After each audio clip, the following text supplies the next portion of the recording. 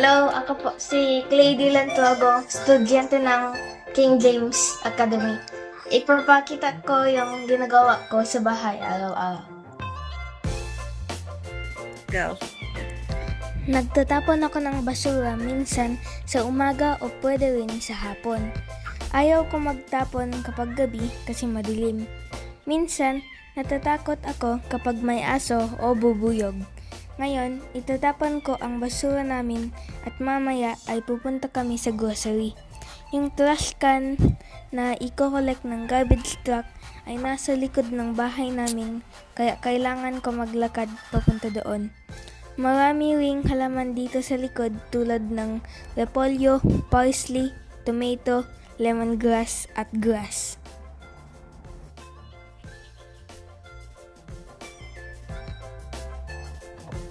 Ayan, natapon ko ng basura. At akala ko may bubuyog. Pupunta na kami sa grocery. Naglalakad na kami papunta sa grocery. Malapit lang kaya nilalakad na lang namin araw-araw para may exercise rin kami. Nandito na kami sa grocery. Ang una naming bibilihin ay milk. Maliit na bote lang para walang masayang. Next is pansit kasi magluluto ng pansit ang mami ko mamayang gabi.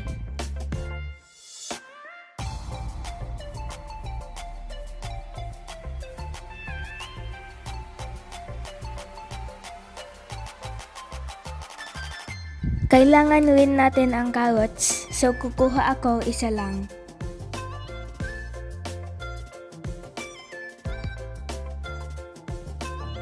Kukuha rin ako ng snacks, syempre. Ang favorite ko ay Pringles. Kukuha rin kami corned beef kasi masarap.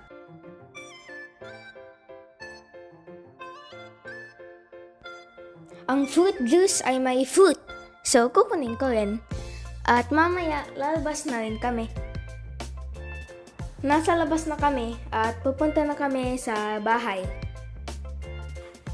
Kapag busy ang mami ko, ako ang nagbabantay sa kapatid ko kasi sobrang likot niya talaga.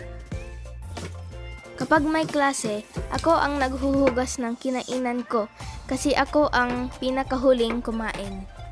Pag weekend, naghuhugas din ako ng plato pero ayaw ko maghugas ng kaldero kasi malalaki.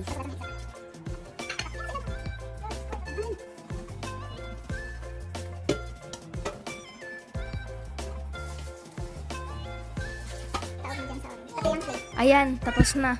Babalik na ako sa klase. Sa umaga, inaayos ko ang higaan ko para hindi magulo.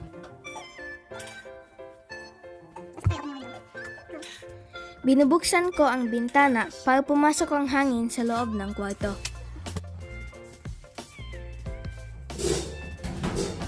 Minsan, naglalaba rin ako pero ginagamit ko ang washing machine namin kasi mas madali. Ilalagay ko lang ang damit at sabon, tapos na wash na. Pagkatapos, ililipat na lang sa dryer, tapos kapag labas, tuyo na at itutupi ko na lang.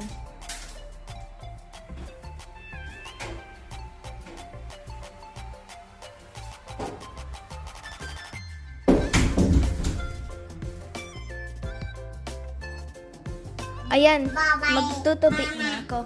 Ang pagtutupi ang isa sa pinakagusto kong gawin kasi hindi nakakapagod. Nakaupo ka lang habang ginagawa ito. Pero kapag madaming damit ang tutupiin ko, tinutulungan ako ng parents ko. Medyo mabagal pa ako magtupi kasi hindi pa ako masyadong sanay.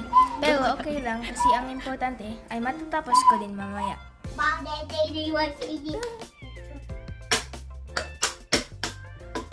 Lagay mo na dito.